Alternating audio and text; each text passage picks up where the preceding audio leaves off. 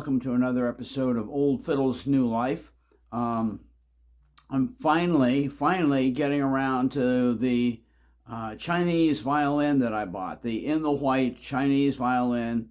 I've since seen a video about these, and believe it or not, this is all what is it? Was it completely done with a computer? You watch it, it's scary. I don't think they're going to replace luthiers, but almost. Anyway, so I just finished sanding all this with 400 grit sandpaper, all of it. I just try to be very, very, very thorough, and then wipe it all down with paper towel, so it's ready. And what I did last night was to make a batch. Thankfully, the cover's on. To make a batch of, but basically it's coffee. That's exactly what it is. This is extremely, very black, very, very dark coffee. And I'll tell you right now, I was surprised. I had some wooden, let's see, tell you what we're going to do right now. I'm going to grab another one. I had some wooden slabs that I had cut out for sampling, and I dipped it in this coffee, and you can't believe what a lovely color it came out to be. Hang on, I'm going to grab two things and I'll be right back to you. Okay, and by the way, the reason I thought about doing this is many years ago, and I've got a video out about it if you want to look on my YouTube channel. And it's about the 1883 Neuner and Hornteiner violin. And when it came to me, you need to go see that. It's really good. That violin came to me, it was literally stripped naked. There was nothing on it. Everything had to be done. New nut, new saddle, sound pose, bridge, fingerboard, no fingerboard, all of it, new pegs, everything had to be done from scratch. And to make matters worse, the guy that owned it, and I'm not going to go into who it was, the guy that owned it used to go to a lot of auctions, and he bought this violin. It's an 1883 Neuner and Hornteiner, and he bought this violin, and he thought he would improve it by literally stripping all the varnish off down to bare wood. No. Anyway, and so basically the color that it was afterward was interesting because rather than try to recolor it, I just went ahead and did 13 coats of fine oil varnish over the instrument as it was, and it came out beautifully. It was glorious. And it came out this very rich, almost milk chocolate, a little bit darker than milk chocolate brown. And so this is my first dip last night. Look at the color on that. You believe in the intensity of that? That's amazing. That's a really nice, rich color. Now, that's with two dips. That's just with one dip. Okay? And so, you can see that, the more you put on, the more coats you put on, the more intense the coloration becomes. So anyway, we're about to do that on the violin. I must say I'm a little bit nervous. I'm going to go ahead and set this aside for right now and get things set up. And I think I'm going to go ahead and try to start coffeeing this violin. All right, Monday morning, back at the bench here. And I went ahead last night after I shut down that last portion of the video. I came back last night and went ahead and did the front of the violin, sound plate.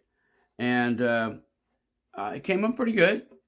In the meantime, since I got up this morning, which was very early, I went ahead and sanded everything.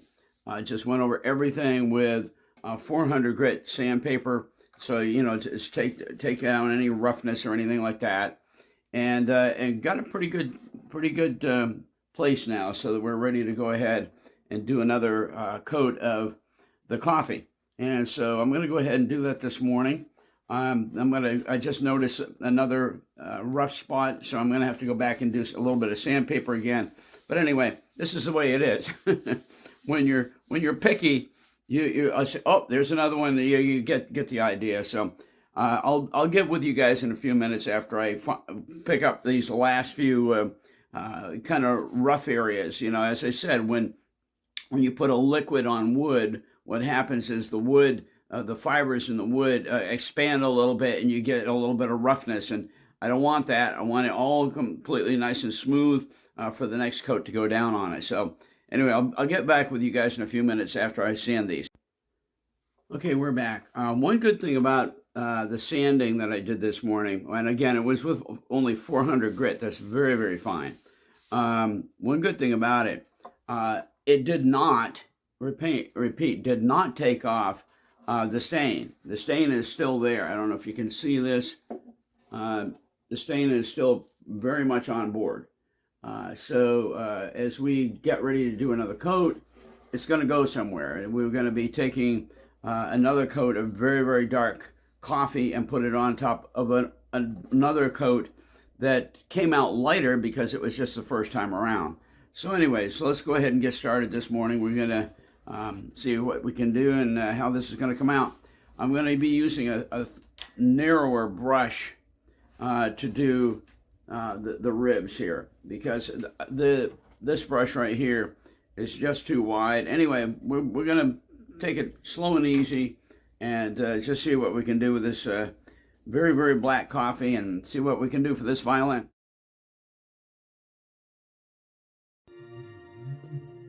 All right, so here we go.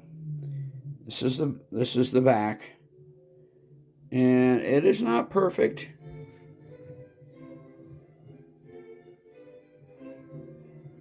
Keep in mind, all the tone, all the coloring in this is coffee. Let me show you. Oh well, here's the coffee right here. You can, I mean, it is extremely, extremely strong. Folgers instant coffee that I made, and I used it for every bit of the stain on this instrument. But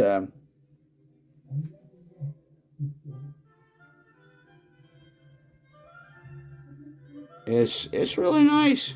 Okay, this is a little uneven up here. You know what? I don't care. I don't care. It's a Chinese violin, and I did this in my first effort ever doing any well, no, it's not. No, it's not, because I did the Neuner and Hornteiner violin. So anyway, but this is my second effort ever doing this. First time ever doing with a coffee stain. Here's the scroll. I'm going to flip this over, and you're going to see something here, because on the front of the instrument, the quality of the spruce that they use was very definitely, I think, inferior. The grain is not bad. Okay, you can see the grain here. See if we tune this in. Well, you see right here in this part, that one part, you see how fine the grain is.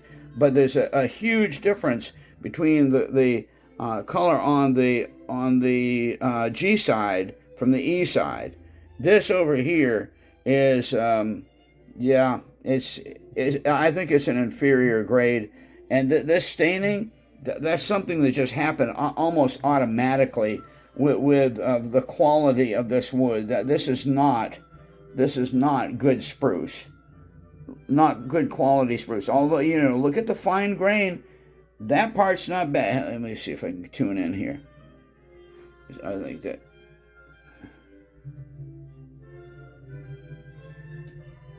Okay, so now you can see the fine grain. Anyway, we'll see how it comes out. And you know what? I don't mind it looking like that, because frankly, it looks like an old violin.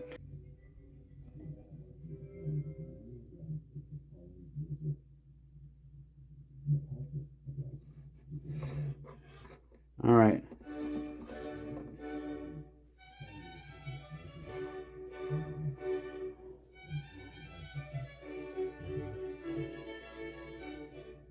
right, well, that's it for my Chinese white violin, and it's not in the white anymore.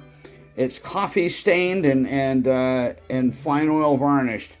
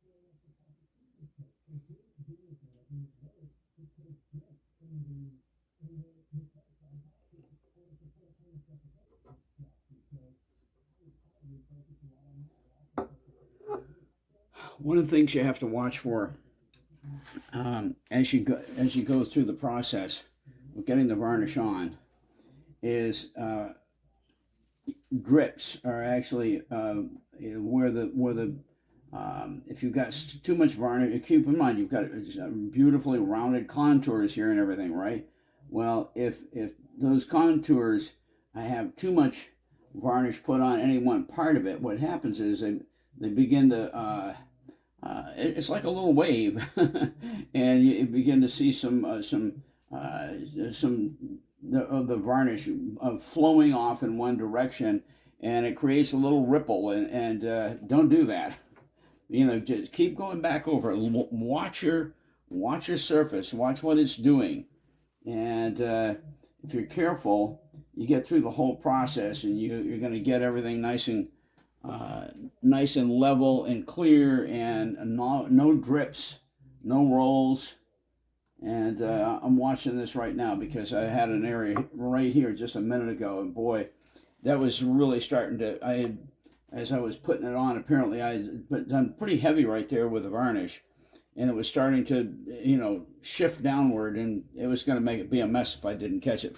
See, as long as everything's still in a good liquid state here, it's manageable. But don't go doing it and to the point where it starts drying on you. Then all of a sudden your brush becomes your enemy because you start dragging, leaving drag marks in it and everything because the varnish is starting to harden up as you're trying to still move it. And so anyway, right now I'm pretty happy with this. I've got pretty good Pretty good coat on there. Well, we got the back all revarnished, and that boo-boo that was up there is all gone by. I mean, once you do a light sanding and you put a fresh coat of varnish on, it just disappears. So this is looking pretty good. And then I went ahead and did the front side too, the plate, soundboard, whatever we want to call it. And yeah, you can't, oh my goodness, you're not going to be able to see it over here. There's no light. But anyway, this came out pretty good too. My next thing, I've got to go ahead and redo these ribs. This is just one coat on the ribs.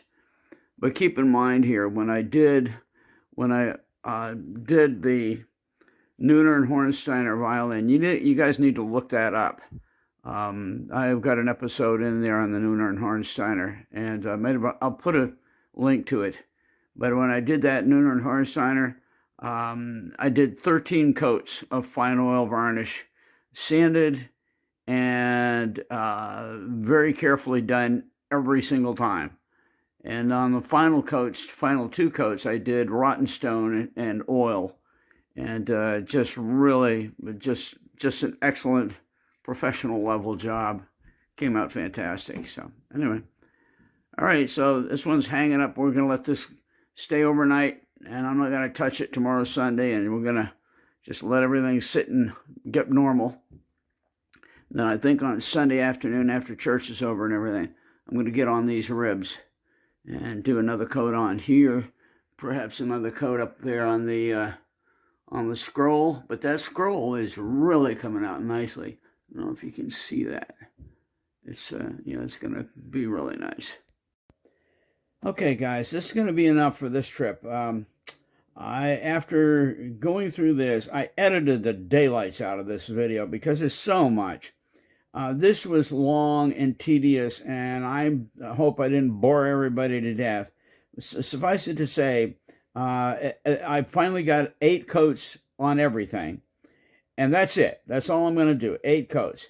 This is more of an experiment than it is to be finishing an 1883 Neuner and Hornteiner or any other. I've done lots of violins, okay, and lots of work, but this time, this is more of an experiment than anything. I will say this before I finish up here. Next time, I would not do the coffee thing. It is too unstable in terms of being able to get smooth, even coats and, have everything come out looking nice. And so another time, I just do another whole approach. I've got one in mind that would really work. I've seen it work with some of the really good luthiers. But anyway, here's the thing. This is finish up for this time. Next one we're going to be doing, I'm going to be using oil and rotten stone to do the final finish work on this before putting on the fingerboard and beginning to do some of the finish up work. I'm going to have to do pegs, going to have to do a nut. Saddle is already done. This one comes with a saddle. But anyway, suffice it to say, that's it for this time. I like it, and I hope we didn't bore you guys to death. We'll be in with another one next time, and hope you come back and enjoy that one. Thanks. Bye.